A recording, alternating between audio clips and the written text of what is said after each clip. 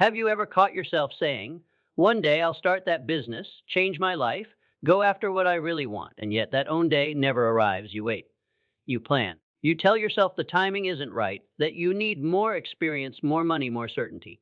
But deep down, you know the truth. You're not waiting on life, life is waiting on you. Today isn't just another day. It's not just a tick on the calendar, it's a call. A call to stop standing still and start stepping into the purpose you've been too afraid to pursue. Because the reason you're still waiting isn't out there, it's in here.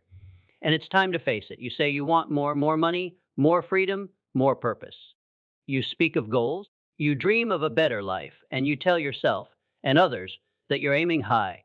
But if we dig beneath the surface of your ambition, what do we find? A vague wish, a fuzzy picture, an idea that drifts in and out of focus.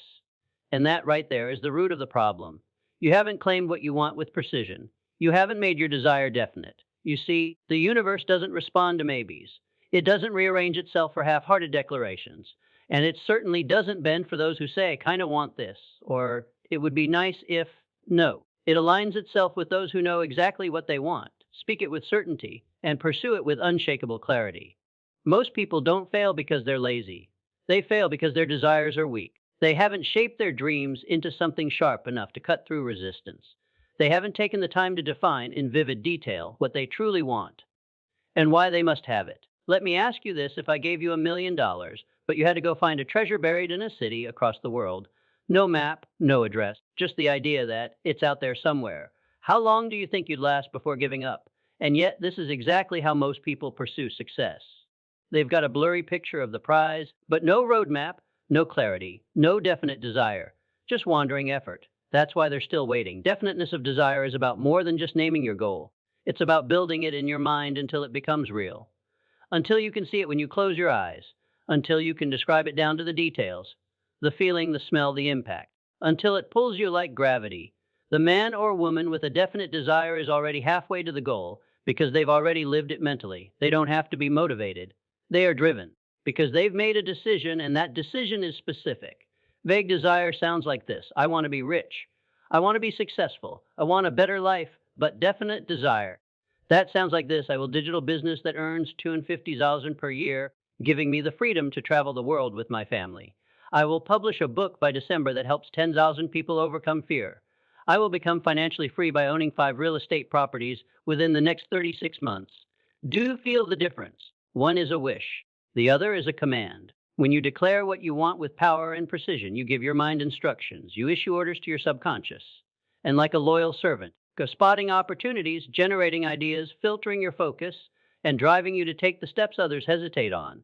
This is not magic. It is the natural effect of a clear mind and a burning desire. And yet, so many people stay stuck, not because they lack opportunity, but because they lack clarity. They wake up each day floating. No target, no mission, just a fog of general wishes and distracted effort. And when life doesn't deliver, they say it's fate. But it's not fate, it's failure to be definite. This is especially true in a world that pushes distraction at every turn. Social media, news, endless opinions. We are surrounded by noise, and in that noise, our own voice becomes hard to hear. So we drift, we settle, we delay. But here's the truth: the moment you decide, truly decide what you want, the world begins to respond. You start to attract people, knowledge, and events that move you forward. Not because the world changed, but because you did. You became someone who knows where they're going. Have you noticed how some people move with a kind of force, as if the air bends around them? They're not waiting for direction. They are the direction. They don't ask for permission. They don't waffle. They act with purpose.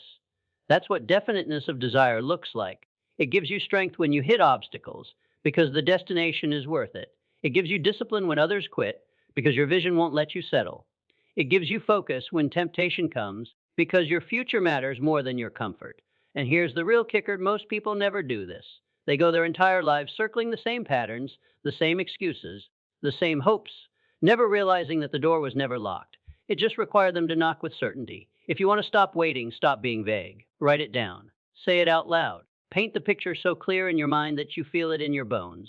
Make your desire so definite that it becomes a demand, not just to the universe, but to yourself. Because once your desire is definite, you'll stop waiting. You'll start moving. You tell yourself you're being patient, that now's not the right time, that things need to be in place, the money, the connections, the confidence, before you make your move. But if you're honest with yourself, you know that what you call patience is often just delay. And that delay is not because of logic or planning or timing, it's because of fear. Procrastination wears many masks. It pretends to be wisdom. It disguises itself as preparation. It shows up as overthinking, perfectionism, analysis. But underneath it all is fear: fear of failing, fear of judgment, fear of the unknown, fear of stepping into something bigger than what you're used to. And fear, when left unchecked, will keep you stuck longer than failure ever could. Failure, at least, is movement. It teaches, it sharpens, it directs. But procrastination is paralysis. It's comfort dressed as caution. It whispers to you that you're not ready, and if you listen long enough, you'll never be. You sit on your ideas. You hold back your voice. You say, tomorrow, and that word becomes a habit. A month passes, then a year, and you wonder why nothing has changed. You scroll past people doing the very things you dream about, and some part of you wonders if they're just lucky. But it's not luck, it's action. It's the willingness to move forward, even when it's not perfect, even when it's scary, even when doubt screams louder than clarity. And yet you stall. You start things, then stop. You get excited, then you cool off. You research more, plan more. You tell yourself you're getting ready, but deep down, you're avoiding the risk of being seen, the risk of making a mistake, the risk of putting your effort out there and hearing silence in return. But here's the truth you will never outplan: fear. You will never think your way into courage. At some point, you must act, not because you're fearless, but because what you want means more than what you're afraid of. Fear loses its grip the moment you move. Procrastination dies in the presence of action. That first step, no matter how small, weakens the resistance. And once you're in motion, something strange begins to happen. Clarity shows up. Confidence begins to build. Possibility expands. But you don't get those gifts while you wait. You only get them once you begin. And let's be clear, you'll never feel completely ready. Readiness is a myth sold to people who've forgotten how to trust themselves. You become ready through the doing, not the waiting. You grow stronger by stepping in, not by standing back.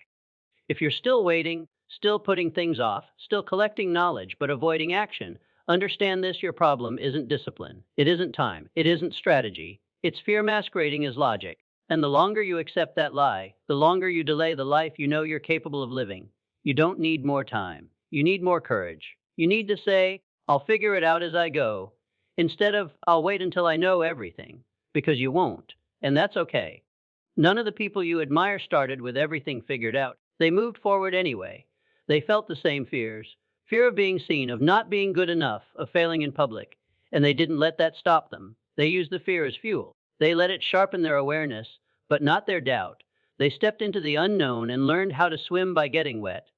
That's what separates those who build their dreams from those who just talk about them. Action. Imperfect, messy, sometimes awkward action. And the wildest part: once you begin, the fear begins to shrink. It doesn't disappear.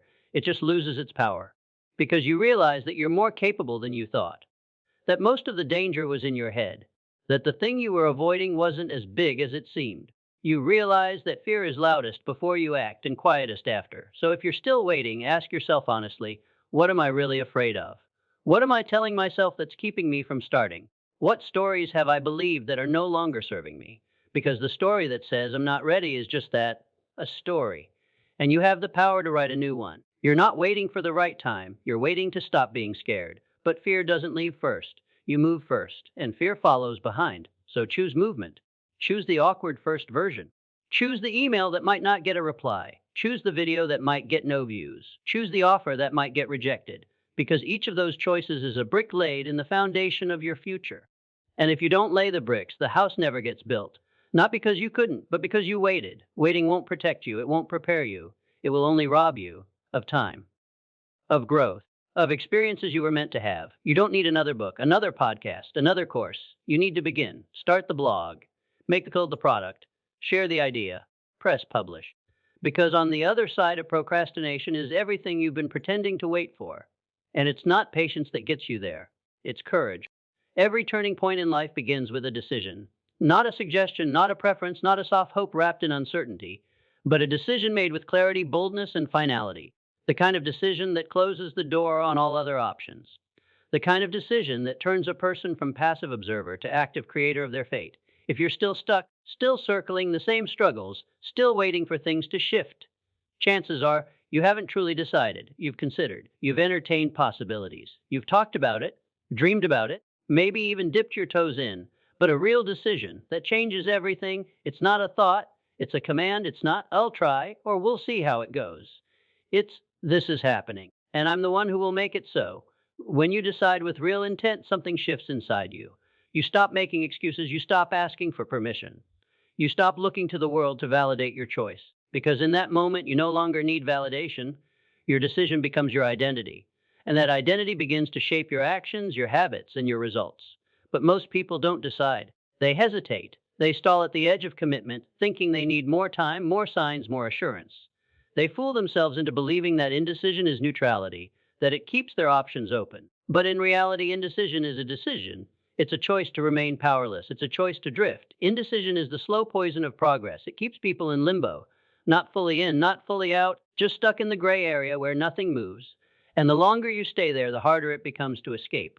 Because while you're waiting to decide, life continues. Opportunities pass, time slips, energy fades. You get older, you get more cautious, and eventually you convince yourself that the moment has passed, but it hasn't.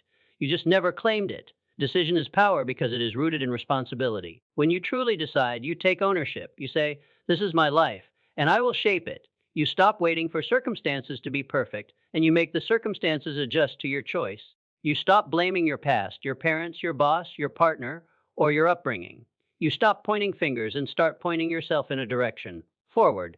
It doesn't matter how big the goal is. If you don't decide that it's non negotiable, it will remain optional. And when something is optional, your mind treats it like a luxury, something you'll get to if everything else falls into place. But when it's a decision, a true decision, you'll make sacrifices. You'll find time. You'll find courage. You'll push through obstacles because you've already made peace with the cost. The decision has already been made. The only thing left is execution. Think about the moments in your life where something truly changed, where you broke a habit, took a leap, changed direction. It didn't happen gradually. It happened when something clicked, when you said, "I've had enough," when you said, "No more," or when you finally declared, "I will." That was the decision. And from that moment on, you were different.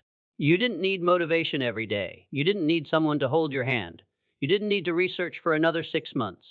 The decision gave you fuel, because once a decision is made with intensity, it unlocks access to parts of you that doubt had silenced. You begin to trust yourself again. You begin to act in alignment with that decision, and the more you act, the more momentum you create. Confidence isn't something you wait for. It's something you build brick by brick with each choice that reflects your decision. People who move mountains are not always the smartest, the wealthiest, or the most experienced, but they are decisive. They see what they want and claim it. They might not know how, but they know that. And that clarity is enough to ignite the how along the way, because the path reveals itself to the committed, not to the curious. It's easy to stand back and observe your life like a movie, hoping it turns out the way you want. But you're not the audience. You're the writer, the director, the lead. And you get to change the script at any moment. But the scene won't change unless you decide it will. If you're tired of waiting for motivation, tired of the loop of trying and quitting, tired of seeing others live with purpose while you sit in frustration, stop focusing on how to do it and start with this: decide. Decide what you want. Decide who you will become. Decide that enough is enough. Decide that the time is now. You don't need all the steps. You don't need every answer. You just need a real decision, a line in the sand, a refusal to keep living on autopilot. Because when you truly decide, life listens. It starts to shift. People notice your change in energy. You speak with more certainty. You walk with more intent. And because you've decided, the fear that used to stop you becomes a signal, not a barrier. You still feel it, but it doesn't own you because your decision already made the outcome inevitable. The world doesn't give its rewards to the hesitant. It responds to those who step forward and declare their path, even if they stumble, even if they fail, because failure in motion is more noble than comfort in silence. So if you want the job, decide. If you want the business, decide. If you want to be healthy, decide. If you want to stop living below your potential, decide. Your life is waiting on one thing: not talent, not timing, not luck, just a decision. There is a strange belief that success comes when the stars align, when the timing is perfect, the resources are abundant, and all signs say go. But if you look closely at those who've made significant progress in life, you'll notice something different. They didn't wait for perfect timing. They didn't wait to feel ready. They started where they were with what they had. They acted in the midst of uncertainty without guarantees. Because they understood a truth most ignore: progress isn't made when conditions are perfect. It's made by those who move despite imperfection. If you're still waiting, it's probably because you believe you're missing something. You think you need more experience, more money, more clarity. You tell yourself that once you get everything together, then you'll start. Then you'll write the book. Then you'll build the business. Then you'll take the leap. But that moment you're waiting for, that perfect condition, is an illusion. It never fully arrives. There is always going to be something you don't know, something you're unsure about, something that feels incomplete. If you wait for it all to come together before you act, you'll be waiting forever. The truth is, those who succeed don't act because everything is right. Everything becomes right because they act. They make mistakes, they stumble, they pivot, but they're in motion. And because they're in motion, they gain something the passive observer never does: momentum. And momentum is more powerful than any plan, any resource, or any talent. Once you're in motion, things start to happen, ideas come. People show up, solutions appear. But none of that happens if you don't begin. You don't get confidence first. You earn it through action. You don't become great by studying others endlessly. You become great by doing. And the gap between where you are and where you want to be will never be closed by thinking about it. It will only close when you step into the arena. Starting where you are means taking inventory of what you do have rather than focusing on what you don't. It means understanding that you are already equipped with enough to take the first step. Not all the steps, just the first one. And once you do, the next one becomes clearer. It's easy to believe that those doing big things had an easier start, that they had connections or backing or luck, and maybe some did. But more often than not, they simply began. They posted the video before anyone was watching. They sold the first product before anyone believed in them. They pitched the idea while still figuring it out themselves. They didn't wait to be chosen. They chose themselves. That is the mindset shift that changes everything. When you stop seeking permission, when you stop measuring your worth by external validation, when you say, I may not have everything, but I have enough to begin. Because that's the only thing you need to do today: begin, make the call, draft the plan, launch the page, speak the truth. Whatever your version of progress is, it starts not when you're ready, but when you begin despite not feeling ready. We live in a world obsessed with polish. Social media shows us the highlight reel, the success without the mess, the result without the process. And so we assume our beginning must look like someone else's middle. But it doesn't, it shouldn't. Beginnings are awkward. They're unrefined. They're uncertain. That's how it's supposed to be. And if you allow the fear of looking unpolished to keep you from starting, you will forfeit everything you're capable of becoming. Every master was once a beginner. Every author once stared at a blank page. Every speaker once stumbled through their words. Every entrepreneur once launched a product that no one bought. But they did it anyway. They started anyway, because they weren't aiming for perfection. They were aiming for progress. Starting where you are also means owning your reality without making it your excuse. Maybe you don't have the money. Maybe your schedule is full. Maybe you have responsibilities that others don't. That's real. But so is your ability to adapt, to create, to carve out time, to find a way. You can honor your situation without being limited by it. You can say, this is hard, and still say, I'm going forward anyway. Waiting for the right moment is the language of those who don't believe in their own resourcefulness. And the longer you wait, the more you reinforce the belief that you can't begin until something outside of you changes. But what if the only thing that needs to change is your willingness to begin? Every day you hesitate, someone with less experience but more courage is moving forward. They're learning in real time. They're making progress while you're making plans. They're stumbling toward their dream while you're perfecting your outline. And the difference isn't intelligence or talent. It's execution. It's action. You don't need to be fearless. Just willing. Willing to look a little foolish. Willing to be bad before you're good. Willing to be seen in the early stages. That's where the growth is. That's where the breakthrough lies, in the moments when you show up without a guarantee and do it anyway. So take an honest look at yourself, not your goals, not your vision board. Have you been waiting, stalling, polishing the same idea for years without releasing it into the world? Are you hiding behind planning? Are you telling yourself you're being strategic when really you're just scared to start? There is power in humility, in saying, I don't have it all figured out, but I'm going anyway. That kind of humility breaks chains. It frees you from perfectionism. It liberates you from the myth that everything must be in order before you move. Start where you are. Not someday. Not next week. Now, with the resources you have, with the knowledge you have, with the courage you can muster. Because life does not reward those who wait for the right moment. It rewards those who create it. And the moment you begin, you'll realize something profound. You were never waiting on anything but yourself. There's a powerful illusion that keeps people stuck: the belief that you must first feel worthy, confident, or fully healed before you pursue the life you desire. It's the idea that only when your inner world is perfect, when your thoughts are pure, your fears are gone, your past is resolved, can you begin to build anything meaningful. But this belief, while it may sound noble, is one of the greatest lies keeping people from their potential. Because in truth, most people never feel fully ready. Most don't feel worthy. And if they waited to be completely healed or free of doubt before they began, they would never start at all. Growth doesn't begin after healing. Healing often begins after movement. The act of building, of creating, of daring, that is what transforms you. That is what makes you whole. You don't wait to be enough before you take action. You realize you are enough because you took action. There is a certain kind of pain that doesn't go away with time. It only fades when it's repurposed. The regret of waiting, the ache of unexpressed potential, the slow, heavy weight of knowing you've been playing small. And every day you wait to be ready, that weight grows. You carry it into conversations, into relationships, into work, a quiet, nagging voice that says, you were made for more, but you're choosing less. And that choice, make no mistake, is yours. You don't need to wait for someone to come along and crown you worthy. You don't need to prove anything to earn the right to build your dream. Your worth is not something that must be achieved. It's something that must be accepted. The moment you stop arguing with yourself about whether you deserve it is the moment your energy stops leaking into fear and begins fueling creation. What you desire is not found through waiting to be fixed. It's found through acting while still afraid, still uncertain, still imperfect. That's where the real breakthrough lies. In those moments when you say, even with everything I carry, I choose to move. When you look at your doubts and your scars and your flaws and you step forward anyway, that is strength. That is self-respect. That is the moment the inner shift happens. Because worth isn't something you find, it's something you declare. And you declare it not just with your words, but with your decisions. When you stop settling, when you stop shrinking, when you stop saying is to what you've outgrown, when you stop hiding your light to make others comfortable, that is how you show the world, and more importantly yourself, that you believe you're worthy of something more. If you look around and you're frustrated with your results, not just financially, but in your relationships, in your peace, in your impact, it's not because you're incapable. It's because on some level you've convinced yourself that this is as good as it gets, that what you have is what you deserve.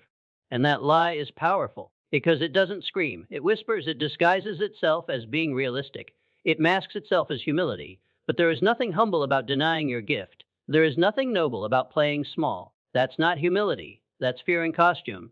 You don't need to have it all figured out to begin. You don't need to be fearless.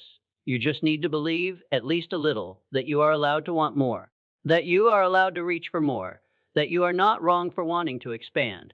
And yes, the world will try to talk you out of it. It will offer you comfort in exchange for your calling. It will reward your silence and punish your audacity. But you must choose anyway, because the cost of not choosing is far greater than the cost of trying and failing. Failure hurts, but regret haunts. Every time you show up for yourself, when you write the post, launch the product, raise your standards, say no to mediocrity, you are reinforcing your own sense of worth. You are telling your nervous system, this is who we are now. And slowly, it begins to believe you. Confidence doesn't arrive in a lightning bolt. It's built in micro decisions, in the daily choices to act in alignment with the person you say you want to become. That alignment is what breeds trust, not just from others, but from yourself. And self-trust is the foundation of a powerful life. But you can't build that trust by waiting to feel worthy. You must act first. You must take the step while still shaky. You must risk looking foolish, risk getting it wrong. Because in doing so, you collect evidence that you are capable, not perfect, but capable. That evidence is what rewires the story you've been telling yourself. So many people are sitting on greatness, not because they're untalented or lazy, but because they're waiting for someone to give them permission, waiting for the fear to disappear, waiting for that magical day when they wake up and feel ready. But that day never comes. You don't feel ready. You decide you're ready. And the decision creates the feeling, not the other way around. You don't have to pretend to be fearless. You just have to be willing to not let fear stop you. You don't need to pretend to be perfect. You just need to be brave enough to be real. And you don't need to fix everything about yourself before you begin. You just need to begin and let the process refine you. Because here's the truth, you are not behind. You are not broken. You are not too late. You're just one decision away from shifting everything. Not because the world will change, but because you will. You don't need to become someone else to create the life you want. You need to become more of who you already are. Strip away the fear, release the guilt, drop the shame, and show up as you are, with what you have, because that is always enough to begin. And once you begin, even if it's small, even messy, the world begins to shift in response, not because it suddenly becomes easier, but because you become stronger. You become unstoppable. There is a quiet, invisible force that determines the altitude of your life more than talent, more than education, and even more than opportunity. That force is the company you keep, the people you choose to listen to, the voices you allow in your mind and your environment. Because whether you realize it or not, every person around you is either feeding your growth or starving it. They're either stretching your vision or shrinking it. They're either pushing you forward or pulling you back, often without saying a word. Most people underestimate how deeply influenced they are by their circle. They believe they're making their own decisions, building their own lives, charting their own course. But the truth is, much of what they accept as normal, their beliefs, their behaviors, their standards, is merely a reflection of those around them. It's like osmosis. You absorb what's around you, even if you're not conscious of it. The mindset, the energy, the habits of those closest to you seep into your daily thinking. And over time, they shape your reality. Think about it. If you spend your time with people who constantly complain, criticize, and doubt, it becomes harder to believe in possibility. If your conversations revolve around why things can't be done, why dreams are foolish, or why risks are dangerous, then little by little, that becomes your inner dialogue too. You might not agree with it at first, but over time, the resistance wears down. The boldness dims. The ambition softens. You start second guessing yourself, not because you've changed, but because the atmosphere has. Now flip that. Imagine being surrounded by people who challenge you, who dream bigger than you do, who talk about ideas, not other people, who see setbacks as setups, who value growth over gossip, who take ownership instead of making excuses. That kind of environment doesn't just inspire you, it elevates you. It becomes a mirror that reflects your higher self back to you. You start raising your game not because anyone told you to, but because being small no longer feels natural in a room full of giants. You don't rise to your goals, you rise to the standard of your circle. And that's why so many remain stuck, not because they lack discipline or desire, but because they've outgrown their environment and haven't yet found the courage to leave it. They're trying to do big things while being surrounded by small, minded energy. They're trying to speak vision in rooms that only understand limitation. They're trying to evolve in a setting that rewards comfort and punishes growth. It's not about judging people or thinking you're better than them. It's about protecting your path. It's about understanding that not everyone can walk with you. Not because they're bad people, but because your journeys require different climates. Some people are only built for the season you've already outlived. They don't need to be dragged into your future, and you don't need to shrink to remain in their past.